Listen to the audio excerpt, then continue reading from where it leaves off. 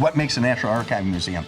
Well, so the National Archives receives all of the presidential materials after a president's time in office, their papers and their artifacts. And so as the Presidential Museum, we're concerned with President Ford's artifacts. And so things that we have in our museum include things like head of state gifts that were gifted to the president during his time in office. We also have public gifts that were gifted to the president during his time in office. One of my favorite categories of gifts are the bicentennial gifts, so things that were given to Ford during the bicentennial in 1976. Huge, so we have this great array of things ranging from a gift from the president of France, Benjamin Franklin's printing press, to different handmade things like a constitution made by Girl Scouts made out of letters of the alphabet made from macaroni. So we have like a really wide array of things in that gift unit. And then we also have things from the President and Mrs. Ford that they gifted to the museum as the museum was being developed. And we also have things that were donated by the public. So. Do you loan out stuff? Does any stuff leave here and end up somewhere else? Yes, we do loan out artifacts to different museums that are planning exhibits and want things related to Ford. So for example, the letter from the Green Bay Packers offering to draft him after his... we're from Wisconsin, don't you? Thank you so much. Exactly. So after college, he had offers to play professional football. And so that item is actually on loan right now to Washington. So. Ford actually wasn't born Gerald Ford. He was born Leslie Lynch King Jr., but his mother ended up leaving his father, who was abusive when Ford was just an infant.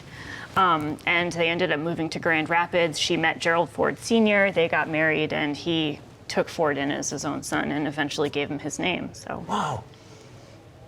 Leslie, what was his name? Leslie Lynch King. And so he was called Junior or Junie when he was a kid, so he went from being Junior King to Junior Ford, and it kind of was just a natural transition, and he became Gerald Ford.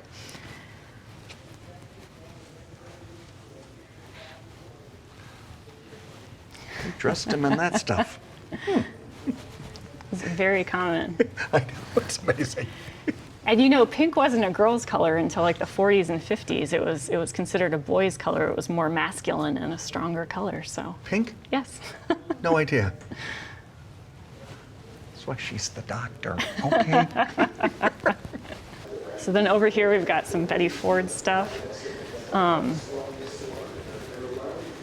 She's a really interesting lady and just has such a fascinating life. She was a dancer for the Martha Graham Dance Troupe in New York City before she came back to Grand Rapids and worked for Herpelsheimer's department store as a buyer and model. So she had a very active life here in Grand Rapids before she met and married Ford. So.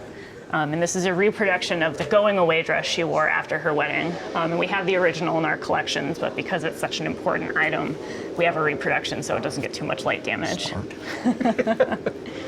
Yeah.